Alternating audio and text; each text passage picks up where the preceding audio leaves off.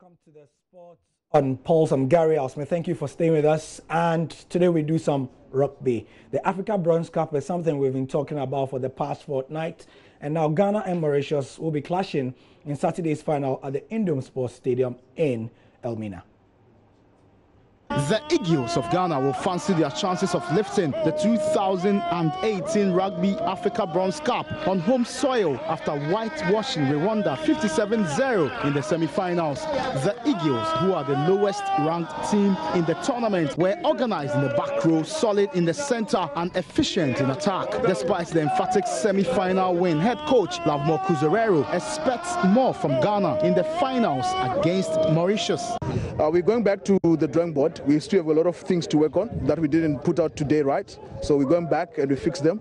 Then we come back, maybe playing better than what we did today. Mauritius, meanwhile, are without 6 key players, but their head coach, Jean-Baptiste Goblet, does not think his side are underdogs. I expect a simple thing, We come from a long way. It is 4 years that Mauritius don't win a game. So we try to build a new era with the Rugby Mauritius. We miss a lot of good players.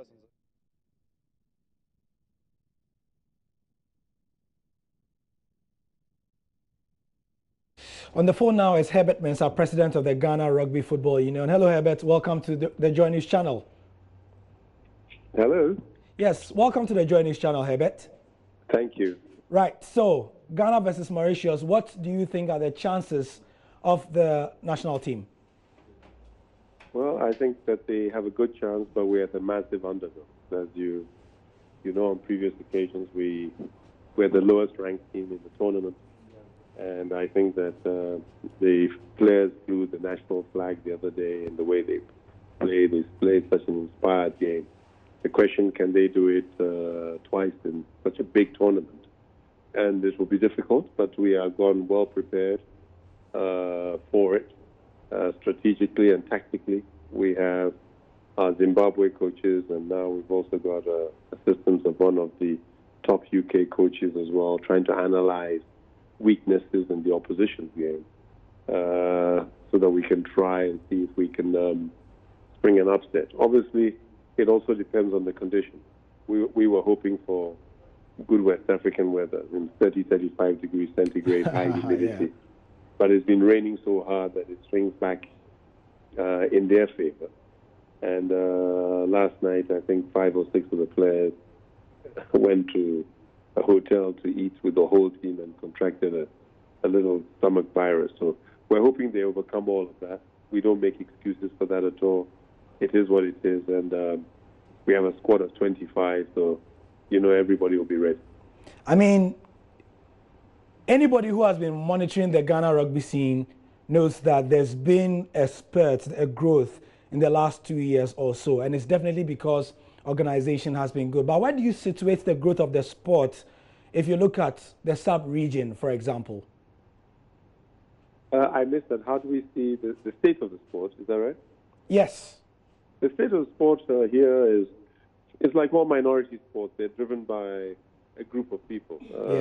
We are not as fortunate as in many countries where the state supports rugby or supports minority sports. Here we don't have such support from our ministry or our sector.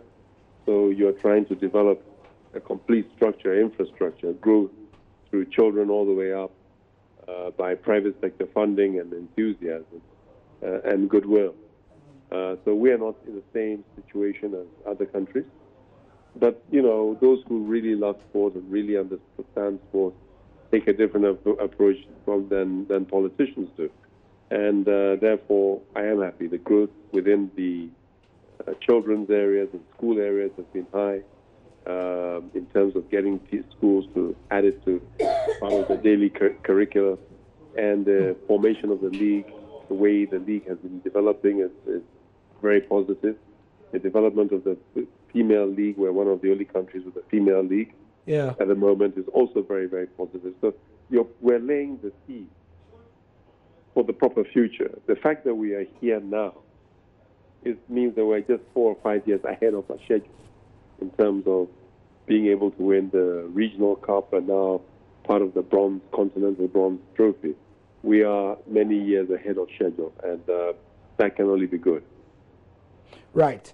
So finally as well, if you were to give us an idea of where this rugby national team will be at the end of this year, what would you say? I know there are a couple of events planned, but in terms of ranking, where would Ghana be?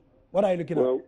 Well, we have the big seventh tournament in Tunisia, the continental seventh tournament in Tunisia. Last year we got a continental ranking of number 9. Yeah. I'm hoping that we will come towards number 6 or 5 within that. If we get within the top 6 or 7 within Africa within the first 2 years of sevens competition, then you know that we're doing very, very well, and therefore we're pushing up towards that slot where we want to be within the top 3 of participating nations. So that is our objective in the second part. We fulfilled the first part, that we've qualified for the Bronze Cup, which is a major achievement. The next major achievement was on Wednesday, because in winning that match, it means we are at least in the Bronze Cup. We're not going to be relegated from the Bronze Cup. When you get relegated, you are back to square one. Okay. So we've achieved that, and now we're going for the impossible. If we're to win that and go to the silver, it will simply be unbelievable. But yeah, sure. We are realistic. We know the task ahead. The Mauritian team are strong. Most of them appear to play in France. Most of the team are white and European. So we have to be very, very serious about it. Okay, Herbert. And focus. We appreciate your time, Mr. Mensah. Thank you very much as ever. Thank you. Herbert Mensah is the president of the Ghana Rugby Football Union, ending the sport here on Pulse. I will be back, though, with more later on Prime and on the Football Show. I'm Gary Al Smith.